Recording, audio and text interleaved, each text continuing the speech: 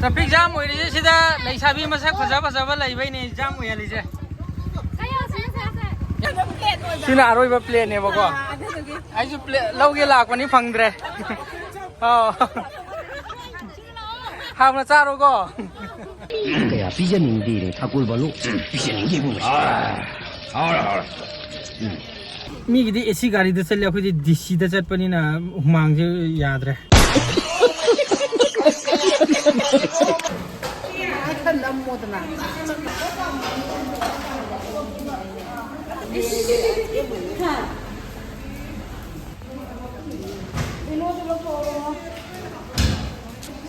Ayo.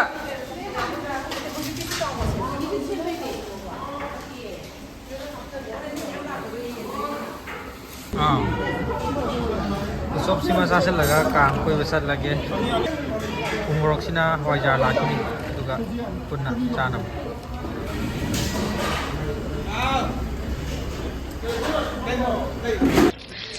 Jai Krishna.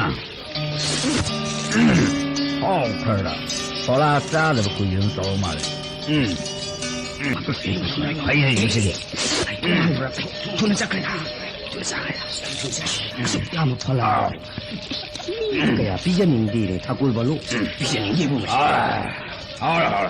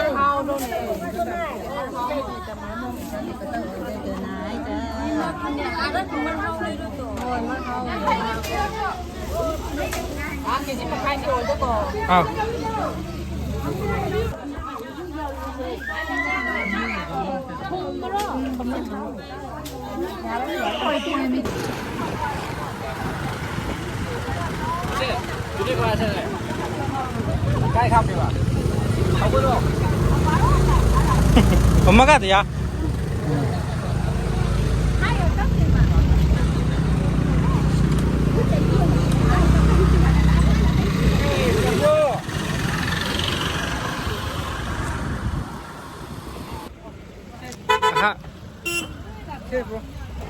Bonen da piyo yi. Oh, thank you. Bonen ki gift ana phangye ji de.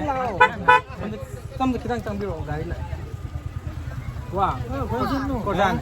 Gari yam chile. Thank you ne ko. Ahan bagi visit tawo khonse samdang sen ba maring village ta. Hoi, kai lam dei na bro. Ai kano de wang kai de. Wang kai da ke. Hoi bonen ki dama gift ana pire. Thank you so much. Lung ko ro ko. Enjoy tawo. लेरिबा जगह सिदा traffic jam थोय यावरक्त्रे जगह की लोइना थुंगे आइ तारे लोइ सुना लैरा traffic jam सिंग द ट्रैफिक जाम थोय मी खुजिन जे हाय कोजाने आ कुइदत काने ने न 아직 용ထု거라 나 용ထု로 거. 저 no 시다 묵 잠 토에 어제 미 그진데 그지데 ngay thawam lai tre pe sida traffic jam thoga le je chigi daba sina ni thoga li je hamba oh ha sanga do na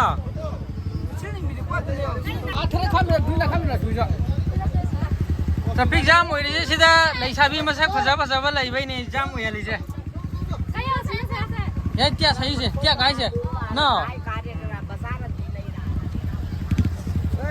Cái pizza cái cơ. हां No. ग्लो हाउस इम्फाल की पीरप gift से खितंग show तौजगे अनंब नुपी की item ngata oibani sida ai kanarom dang aina su amuk gift pithokrage ad unboxing tawge aduga kai yawgi do yemi se ko ai pi ni ko kokur earring nupi gi kitchen bag kumbada kai kumbada dum hapa yare ko sige kitchen se su kitchen ne ai so amala ho yare se hair clip ne ajai se so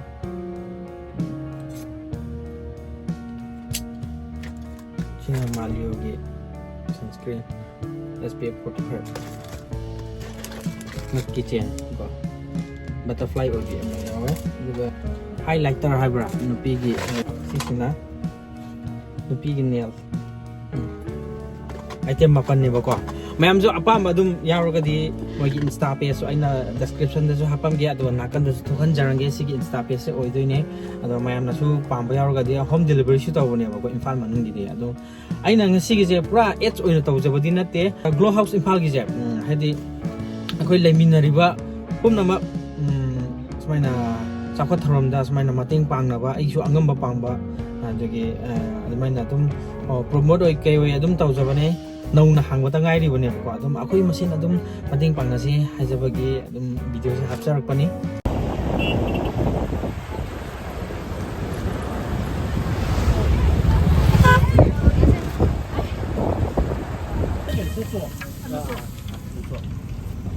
Sini kan ngapain yun?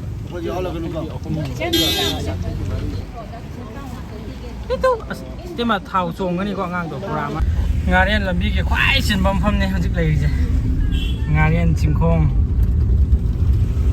lambi traffic jam oi de ko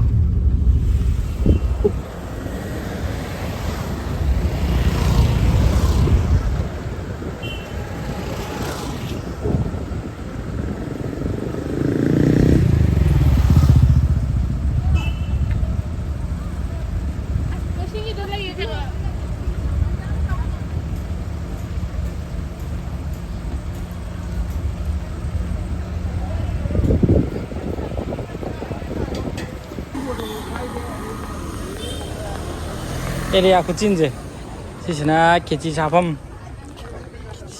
बोरा खिची लोइना लई माले mama खिची तौई को खिची लोइले ने लोइग्रा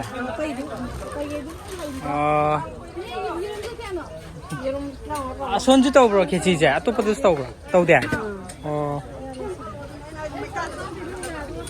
खिची जी लईरी अमा मयम अमा खक सेम ngai su laitrabro ma खिची से डिमांड याम लैबा अदुगे फंगद्रे सम साइड ता तौरना हंगमने अदुसु लैत्रे हाये अदु करी ओइन चारसिगे तौसि खिची चागे लाकोने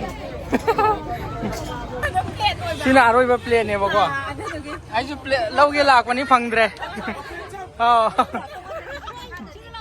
हामना चारो गो तो जमै तारे तारे पुलप तारे बोने हम यावरक्त्रे अखोइ मी खर लाए गाड़ी अनि हुम लाकोने बको मा याव फरक तारबा इम्फाल लोमदे हाइदरक पाइ तो फरक तारबा हाइ चामगी पिपिरो मा अदो अमा खतंग खोकपिरो तुम चा सखरगे अमा हिता याय हावगदब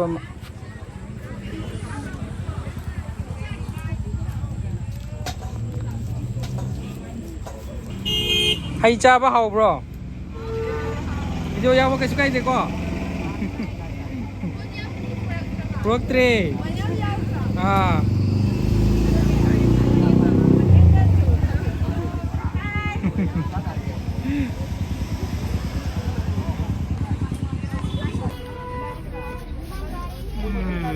kita orang kan nggak itu encau lagi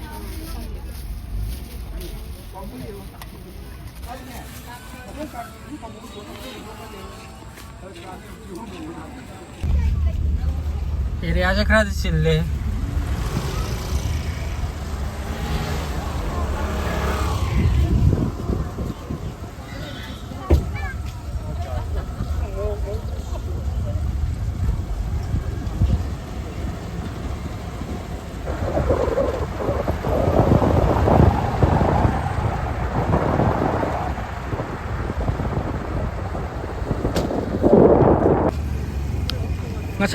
ꯊꯤꯔꯛꯄ ꯁꯤꯗ ꯂꯩꯔꯝꯃꯦ ꯈꯣꯡꯄꯥꯛ ꯑꯆꯧꯕꯗ ꯉꯁꯥꯏꯗꯤ ꯊꯤꯔꯛꯏꯅꯦ ꯃꯌꯣꯝ ꯑꯃꯈꯛꯇꯪ ꯇꯧꯕꯤꯔꯛꯑꯣ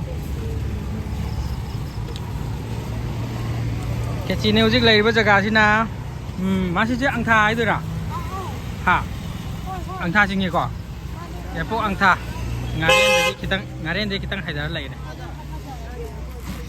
ꯖꯒꯥꯗꯤ ꯌꯥꯝ ꯐꯖꯔꯦ ꯁꯨꯃꯥꯏꯅ ꯅꯥꯀꯜꯂꯣꯝꯗꯅ ꯂꯧꯕꯨꯛ ꯂꯩꯔꯦ ꯑꯥꯗ ꯐꯧ ꯃꯨꯜꯂꯦ ꯐꯥꯁ ꯀꯣꯄꯤꯡꯒꯤ ꯐꯧꯒꯤ ꯍꯦꯛ ꯅꯥꯀꯟꯗ ꯁꯣꯝꯗ ꯍꯥꯏꯊꯔꯛꯑꯒ ꯁꯤꯗ ꯂꯩꯔꯦ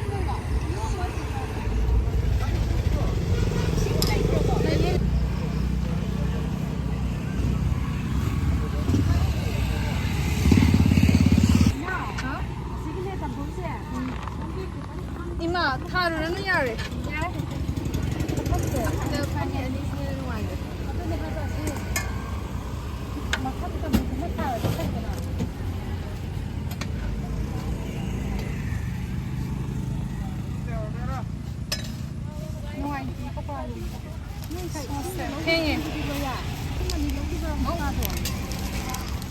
오, पैसा कापा में जीपे ला कापा में है बा आइंगोंदा तो 70 चे क्या नो केची 50 को यम होंगी thank you last and final दा फंगे केची मयोम अमा खतंग टेस्ट तौगे ना सुम कांगी को मयोम अमा फंगे सी अदुम लंबी दा चना अदुम चारगे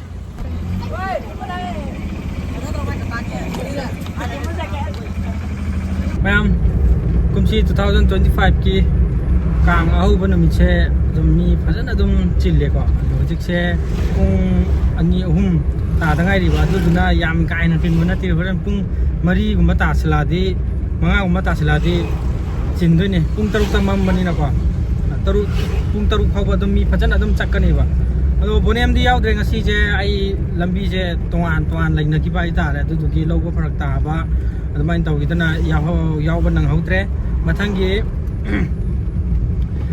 कांगलेंद मुका पुना यावहलगे आइदना ngasi gi ब्लॉग से अदुम तेंतक ना मयाम ना एन्जॉय तौबा कोइबा चटपा लांगबा खोटपा लोइना येंहलके दना मयाम ना तेंतक ना अदुम वीडियो से हापचरक पनी मयाम नेक्स्ट ब्लॉग तमुक थेनसि को ngasi gi ओइनादि अखोइ जे मी गिदि एसी गाड़ी द चले अखोइ जे डीसी द चटपनी ना हुमांग जे याद्रे ना ngasi gi ओइनादि ब्लॉग से साइड दम लोइसलसे बाय बाय